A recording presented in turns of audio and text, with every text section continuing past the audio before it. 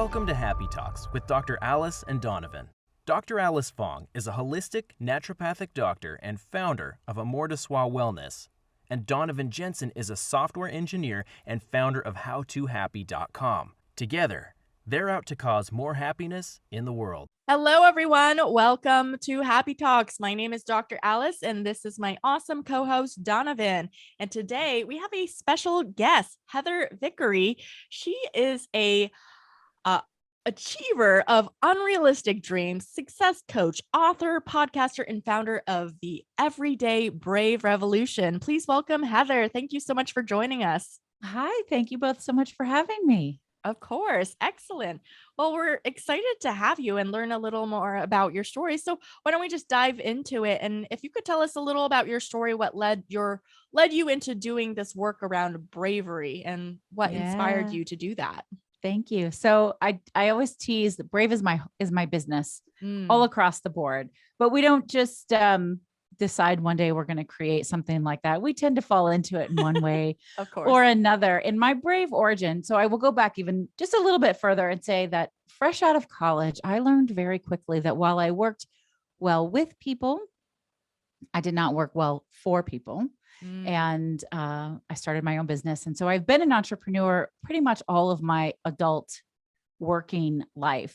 So I sort of tackled that brave thing very early on. But then I did all the things I was supposed to do. I ran a successful business. I got married to somebody of the opposite gender. We had 4 beautiful children. We had a big, beautiful home, all of the things that on paper look enviable and all of the things that you want. And as I was moving through my life, I started to notice that there was less and less of me there, that I was making lots of fear-based decisions, and I was playing really small, and I was incredibly painfully unhappy. And what eventually came to surface after lots and lots of self-discovery work and therapy was that I was married to the wrong gender. Oh. Yeah. And to be fair, we don't get married to get divorced. I tried to figure out, how to quote unquote work it out.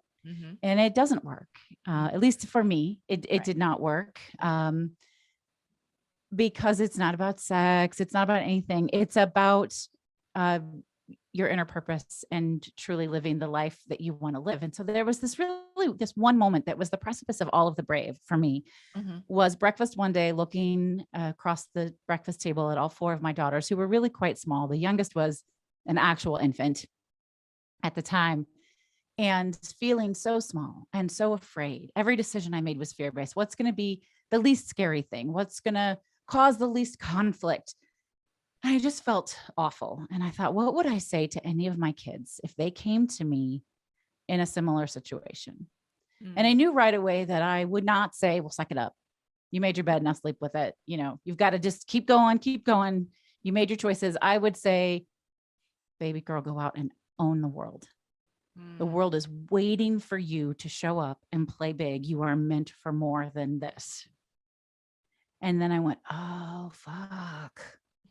If that's what I would want them to do, I have to show them how. Right. But something switched in that moment from fear-based to limitless possibility. Something about knowing that if I stepped up into my own bravery, if I embraced my own fears, that I would be showing them that they have the capacity to do the same thing. That made anything possible for me. So I burned my whole life to the ground.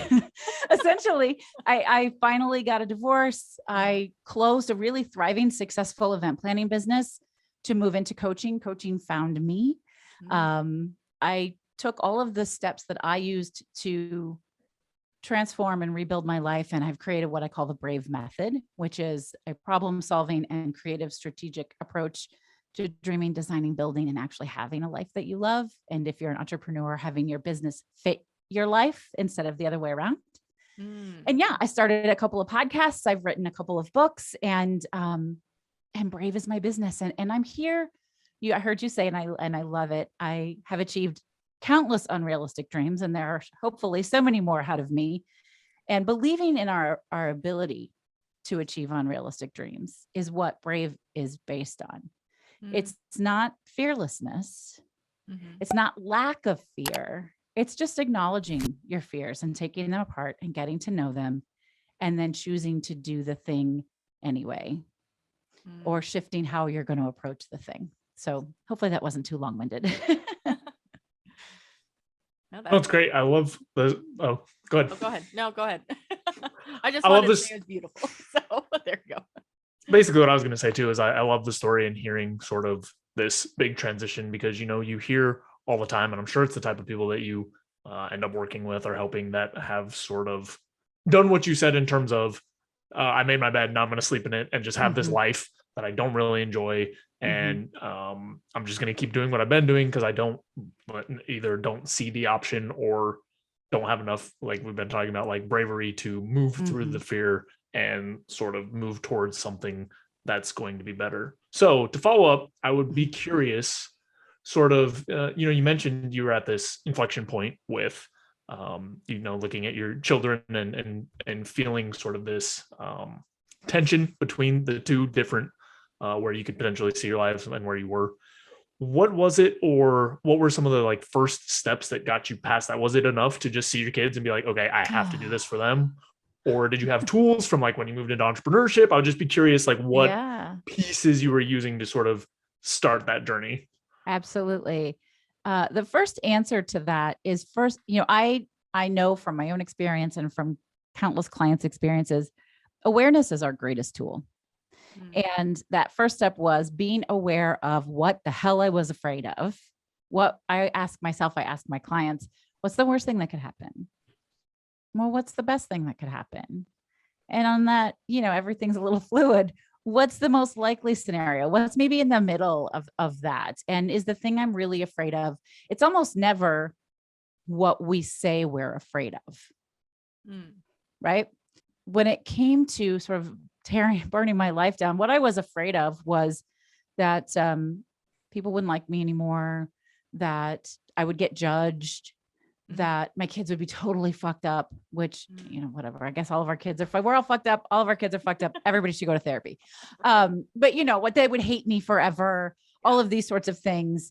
And when you take that apart, you know, it's really about belonging and being accepted. And it depends on our behavior. So those things, some of those things might happen. I had, fortunately, I feel very fortunate. Only one person in my entire life has completely cut themselves off from me since I came out. Everybody else has said, oh, okay, cool. Like, you know, my grandparents who were super homophobic and racist were like, well, we really don't understand, but we love you and you're ours. So I guess we'll just figure it out. And they did, you know? And I know that that's not the case for everyone. I feel really lucky about that, but we get to decide, like, how are we going to tell our story? How are we going to engage with people? Compensating. Sometimes we overcompensate, but I apologize to my kids all the time. I know that the divorce has caused pain for them. And I wish that it didn't, but I'm also not sorry for the decisions that I've made. I made the right decisions for me, and I believe for them. As my teenage daughter recently said, you can't know that for sure. She's right. I can't know for sure that it was the right decision for someone else, but I can know that it was the right decision for me. And as a parent, I believe that making the best decision for me is the best decision for them. That's all we can do. So to answer your question, Donovan, is really getting honest about what it is that you want. That's the number one tool, being aware of what are you afraid of? What is it that you want? And how can you start taking small intentional steps towards it? It doesn't have to be this big, amazing, grand jump off the cliff thing. You can do these things in small incremental parts. I came out to folks, and I didn't intend for this whole episode to be about my queerness, but I came out to folks one at a time. And I remember every time my heart would pound and I would be hot in my neck, in my throat, and I would be a little bit sweaty.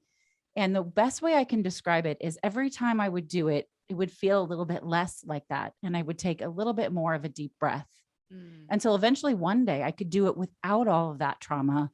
And I was fully breathing for the first time, and I didn't know I was holding my breath. Wow. That's not unique to people in the closet. Lots of people feel that way.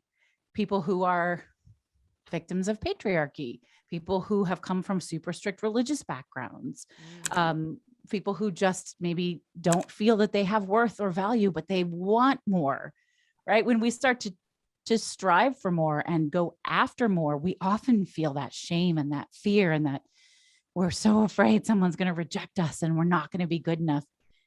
But dipping your toe in and moving slowly is how you move through that fear. You take it with you. It doesn't go away. You just take it with you and you say, I'm the boss of you. Wow, that was beautifully expressed. I really enjoyed your story of coming out. And what I really appreciated was that you really had a dialogue with your children and you acknowledged that yeah, divorce is going to be painful and it could hurt them, but ultimately it is for their betterment. But in you being happy and being fully self-expressed and not living like a fear-based life is a role model. And maybe I don't know if they get it now, but they Not will get always. it at some point. I I'm think pretty so. sure. I have to hope that. Yeah. But I Yeah. want to remind folks, and this is something that I consistently come back to, is people will love and respect each of us to the degree that we love and respect ourselves. Absolutely. And it all has to start with feeling that you are Mhm. valuable and worthy of love and respect. Right. Yeah. Great. And is that like kind of what you described? Is that kind of the general basis of your brave method, or is there anything else you want to elaborate on? Well, Donovan, I think you will appreciate this. The BRAVE method is an acronym. And Oh, so I love BRAVE acronyms. stands for boundaries, what I Mm, call the 3 R's: reassessment, reframing, and resilience. mhm. Action, accountability, vulnerability, and then expand and empower. And I'll start with that one because that's the result Mhm. of choosing a brave life. Expansion and empowerment are inside jobs. These are gifts that you can only give to yourself.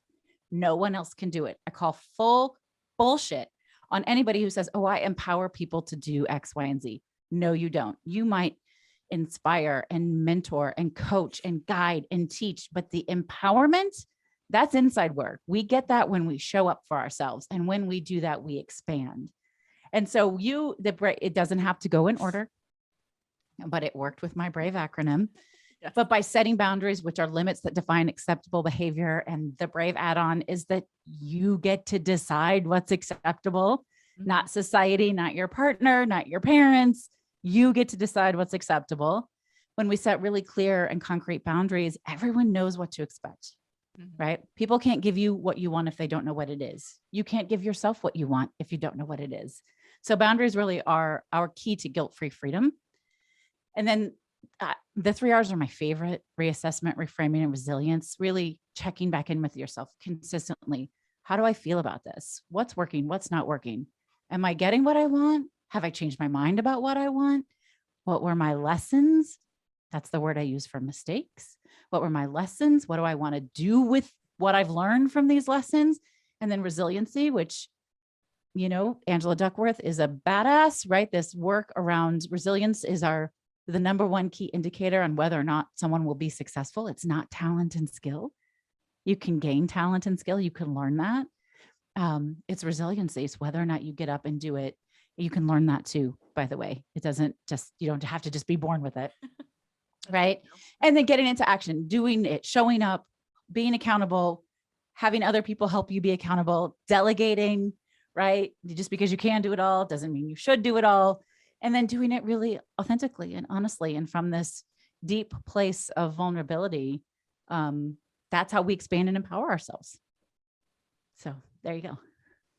Yeah, I love the whole acronym and just all the different pieces that go into it, because it gives people a nice map for sort Yes. of different areas that they can start looking at and exploring. I had a question around sort of like, let's say that I come to you, right? And I don't know what people typically come to you for, so my example is going to be horrible, but let's say I come to you with some sort of problem or whatever else, and I'm looking for sort of the place to start, right? There's this whole method that you've just outlined, but like, what is some of the first things that we're looking at here? It sounds like it could possibly be sort of deciding and getting clear on what it is that we want. And then you can use that to set boundaries and do some of this other stuff. But I'd just be curious, like where you start that process. So I call that work dreamscaping.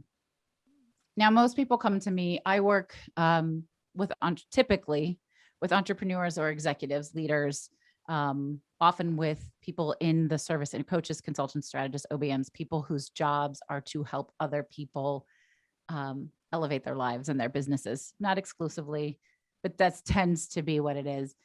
But my work is really unique because I'm not a business coach. I'm a transformational coach. I'm a success coach. So I really, really focus on making sure that your life is functioning at its highest level, because I don't believe our businesses can if our life doesn't. So even if you are a corporate executive, and I have several corporate executive clients, it's the same thing, which is a little bit of a rewiring for those folks, but we dreamscape when they come to me. In an ideal world, if you had everything you wanted and there were no barriers, and there was money wasn't an object and location wasn't an object and all of those things went away, what would you build? Who would you be? What would your life look like? And it's really fun to sort of see people do that dream. You can watch their eyes sort of light up a little bit and maybe go into a little back of their head, and they start to imagine and dream. And then we go, okay, now which of these things are actually achievable? Often, in many cases, much of that is achievable with, a clear plan and some hard work, but we don't think it is because we don't look at the middle point. We don't look at that path. And so we start with that, and then we break it down into small intentional steps and just start building. Cool. Yeah, that makes a lot of sense. I'd be curious. So for those sort of people, it sounds like a lot of them are already sort of high achieving, right? And I'd be curious if you get into sort of, or if you find that many of them have sort of like lost their vision, because it seems like to get to be an executive at a place, or to start your own business, or to do some of these roles, right? You had to have at some point had some sort of dream or something that you're Yes. like pushing towards or whatnot. So I'd be curious if that's sort of the common path you see, and related to that, if you've been able to see common threads around what kind of knocks people off that path so that they don't have that vision anymore.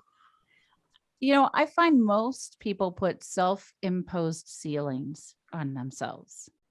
They decide whether knowingly or not that they can only go so far, they can only do so much, or even if they are super big dreamers, even if they, I work with a bunch of accountants, that's really random. Even if they know they see the path to partnership, they want to be partners, the company lays that out very clearly, the speed with which they get there, or how joy-filled their life can be once they get there. They can't imagine that, or, I'll have to sacrifice everything to do that. Those things are not true. You may be a really successful entrepreneur, and maybe you've hit that 6-figure mark or the mid 6-figure mark, and you think, wow, this is as good as it, you block yourself. I'm a big fan of Gay Hendricks, The Big Leap, if you all are familiar with that. And we often will just put these self limits on ourselves. We'll sabotage ourselves and not be able to get to that next level. So what I help folks do is they are high achieving. They are ready to go, but somehow they've hit some sort of ceiling and they don't know how to crack it open and get to the next phase of their life. Yeah. I would be curious if someone hasn't like dreamed big, or maybe they do, and it's maybe similar to what you had before you had this major transformation of just like, I just want the house and kids and to be married and to have a 6-figure income, and then I'll be happy. Or maybe they've already achieved that and they're not happy. That's like, how do you kind of help them like dream bigger, or what if they don't want to dream bigger? Yeah. I want to be really clear about that. I am not here to tell anybody how big their dreams should be. Yeah. And I also believe very firmly that those things shift regularly. Like, I wanted to have children. I wanted to be a mother desperately.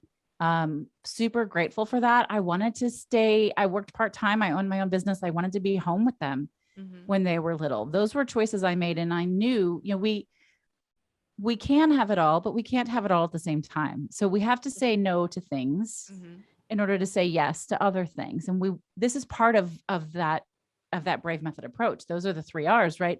Okay, well, if I want this, what do I have to give up to have it? What is worth it? Right. And then we want to constantly go back and, is this still what I want? Do I want to try something new? Do I want to build something new? I often have people look at their pain points. what hurts? What doesn't feel good? Mhm. Is it your finances? Is it the home you live in? Is it how many clients you serve? Is it how you're spending your time each day? What is it? And that's where we start. I love to start from that negative, that this is not working. Well, what would make it work? What would be better? How do we build that? Yeah, I've noticed sort of in my own life and with a lot of the people around me that are high achieving and whatnot, there comes a point where, sort of like you were talking about, they've had some sort of vision and then they've achieved most of it, or some sort of goal where they've hit, that goal, and then haven't really mapped out anything beyond that, and then start Mhm. flailing a little bit. Mhm. I'm personally very guilty of this, but I'd be curious, sort of, as you see people sort of moving through these different like transitions and ideas, resistance against Mm. Mm. sort of changing the path if they feel that the path no longer fits. And the reason I ask Yeah. that is because I've done it, right? I've been there where I'm Yeah. like, oh, I've achieved this thing, and the next milestone is X plus Y dollars income or whatever else. And then I go, I don't know that that's right. But then some other part of my brain is saying, like, no, this is the plan. I'm like, I don't know if I like this plan anymore. I'd just be curious what you've seen on that Yeah. front. Yeah. All sorts of things. And it's very normal behavior. We may decide we want something and then realize that we don't. I'll give you a great example.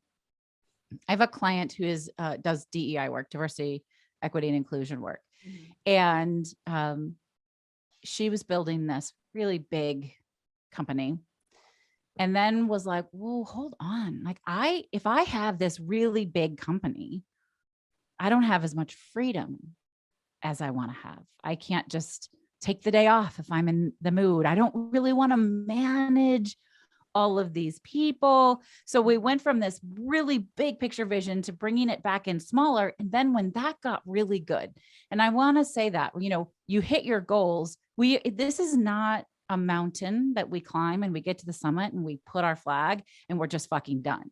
That is not the way this works. Like, there's always another summit. It doesn't have to be huge, but what do you want to do next? Yeah. And so once that space got really comfortable, she went, okay, I have this other idea and this other dream, and I want to build it, but I don't want to manage it. So what does that look like? Mhm. So she builds this side to her, adjacent to her current business, and hires the right team to manage it. Mhm. And it's fucking gangbusters. Right. But that she could never have gotten there from point A. Progress is not linear. So it took a lot of reassessment and moving through all of these different spaces to go, wait, how about that? Mhm. And you can dream big, and then you want to be honest about what in those dreams maybe do you not want. Like I don't know how much you guys do human design, but I'm a projector in human design. And by nature, I cannot burn myself out. Mhm. I only function well when I have a good support system, when I work probably no more than 4 or 5 hours a day. I work really hard those 4 or 5 hours a day. So I have to have a good map in front of myself. What am I building? What do I want to do? How am I spending this time?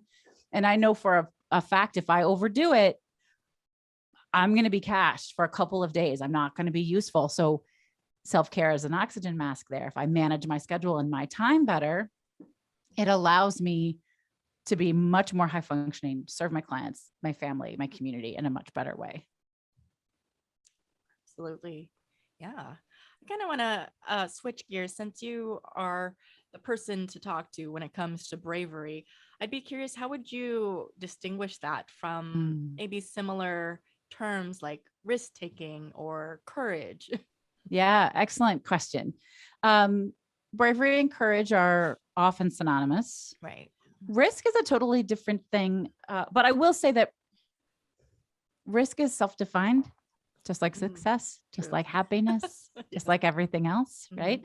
So when I say, and then you introduced me as the founder of the Everyday Brave Revolution, what I mean is that when we choose bravely on purpose, we start to choose bigger, win bigger, and it's contagious. But what is brave to you today may not be the same thing that's brave to you tomorrow. It's probably not the same thing that's brave to Donovan.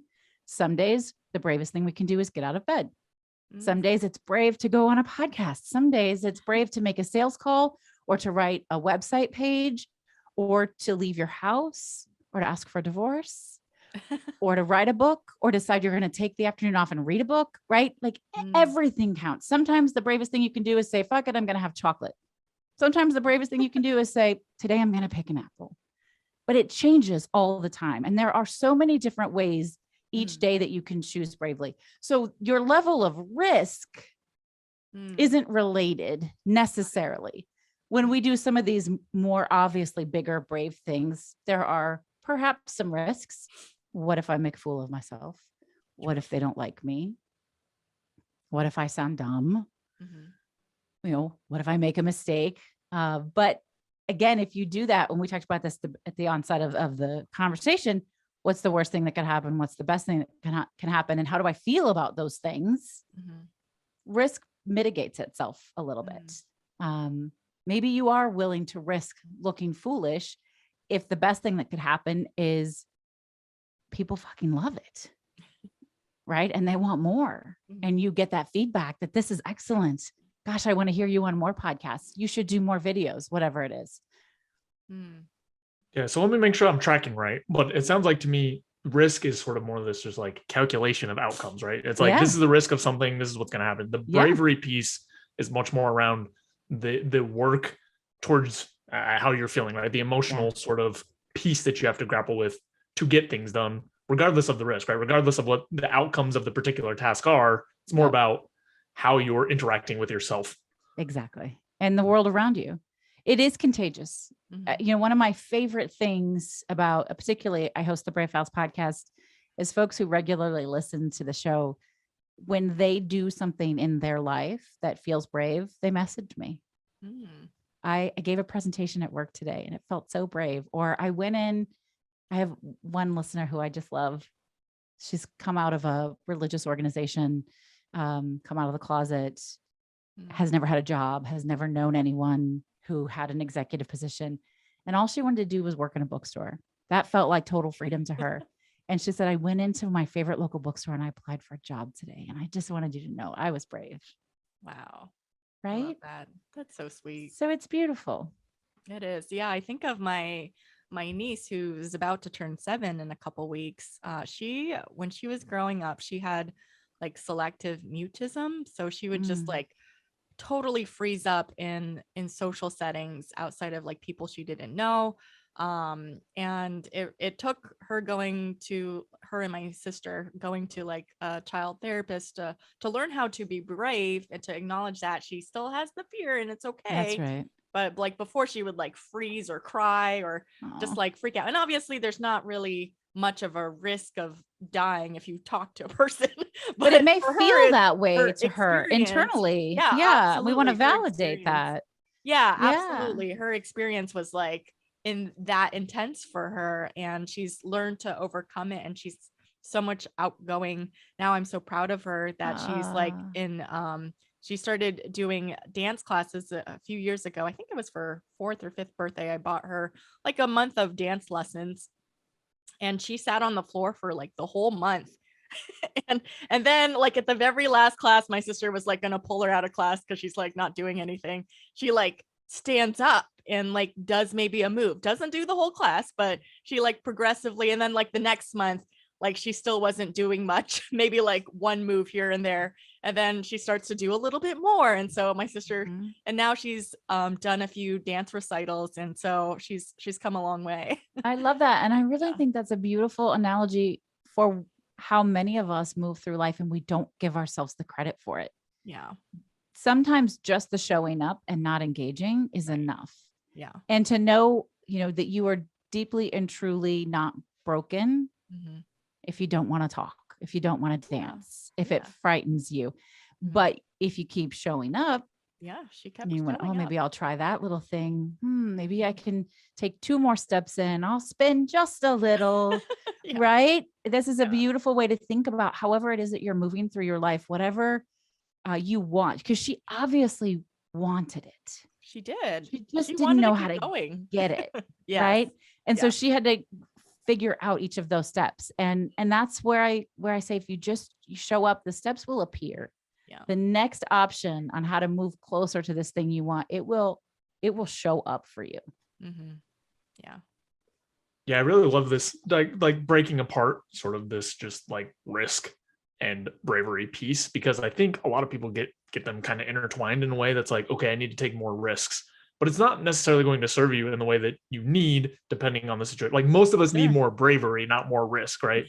Right. In my You can- opinion, yes. Yeah. Yeah. You can ride a motorcycle with no helmet a bunch of times, and like that's probably not going to serve you especially well. I do not think it does. Yeah. I Not a do good not idea. think that serves you. I think that's a death wish. Uh-huh. Yeah. Mhm. So that'll increase your risk, but I don't think that it's really broken out this way that often, or at least I haven't heard them split this way nicely. Mhm. So I just think it's a really nice piece to keep in mind, that we don't really need to increase risk. For some people, they might need to do like take a little bit more risk to sort of achieve the life Sure. they want. But in the most common scenario, what we need is a little more bravery to overcome the things that Yeah. we're not pushing through.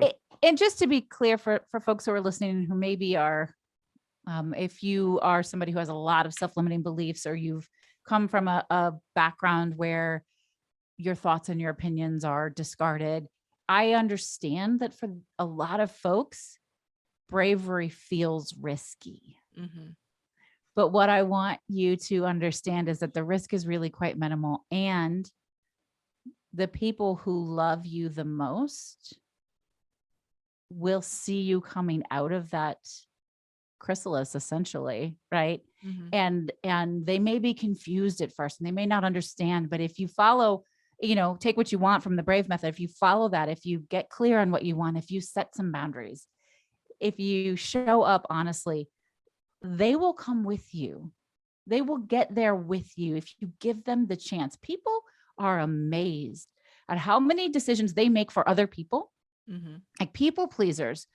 Their behavior often strips away autonomy and choice from somebody else, because you decide for them what will make them happy, right? We want to please them before they even know it's a problem, because what if they don't like us if we fuck it up, right? When you stop doing that, everybody else at the table gets a bit of a voice, and you get to rise up together on it. Yeah. I love it. Great. Thanks. All right. So, would you like to plug anything before we wrap up, Heather? Little plug. Yeah. I will just say this. I do a weekly live show called Brave in Action. You can find it on YouTube, Instagram, and also through Facebook if you are in my Facebook group, Brave on Purpose. I share, anywhere from 10 to 30 minutes worth of a way that you can put your bravery in action each week. I would love to have you join us for that. If you go to vickeryandco.com/social, you'll see how you can sign up for that, how you can get updates on it. And then if you are in that coach, consultant, strategist, OBM space, Mhm. I am just launching what I call the Brave Circle, which is a membership community for these people who give so much of their time and their energy to help other people elevate their lives, but don't have the community that they want. It's way more in depth than that. I would love to actually just talk to you about it. So if you're curious, if you kind of vibed with me and you're into what you're hearing, maybe come and check out a couple of our Brave in Action live shows. Follow me on social media, and then we can talk about whether or not the Brave Circle is a good fit for you. Yeah, that sounds really awesome for sure. Thank you. Yeah, we'll put the links in the description for anyone who's interested to reach out to Heather and have that conversation. Perfect. Thank All you. right, great. Well, thank you so much for joining us on our show. Thanks for having me. Yeah, we really appreciate it. Great. And thank you everyone for tuning in this week. We appreciate you. And if you got something out of this episode today, be sure to write us a comment or something that you were proud of being brave about. Tell us about it. We want to hear it. And yeah, if you'd like to help us spread the happiness in the world, share, like, subscribe, all the things that help pass this along. All right, we'll see you next time. Bye, guys. Thanks for watching. If you enjoyed the video, please take a second to subscribe, as it really helps out a lot. If you're looking for more content, there's all sorts of information over at howtohappy.com. And if you want something a little bit more condensed and concise, I've also written the book Mindscaping, which is essentially a framework for optimizing happiness. So we'll have the link there as well. And that's all I've got. Thanks again. I'll see you next time.